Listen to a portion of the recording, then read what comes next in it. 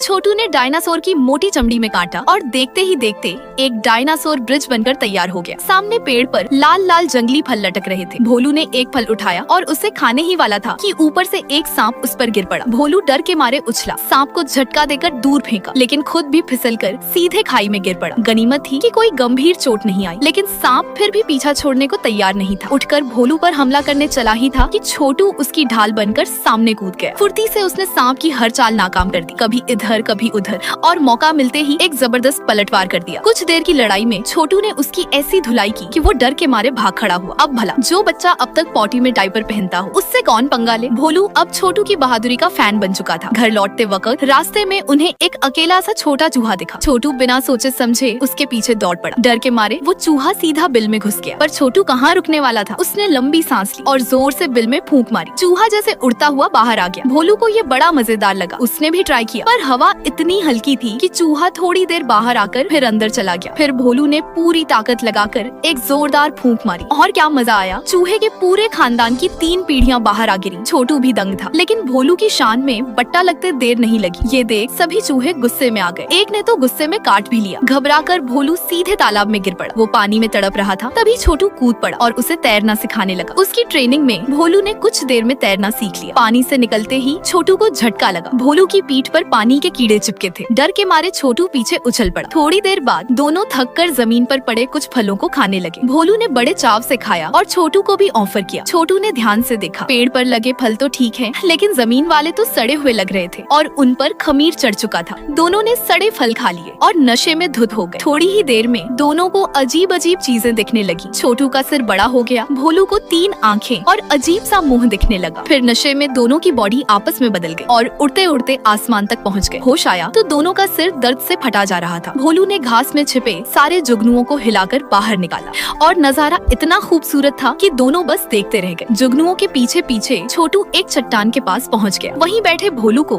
अचानक अपने पापा की याद आ गई। उसने 5 छोटी टहनियां जमीन पर रखी, एक छोटा सा सर्कल बनाकर बताया कि ये उसका परिवार है। छोटू ने भी 3 टहनियां रखी और 2 बड़ी टहनियां नीचे गिराकर उन पर मिट्टी डाल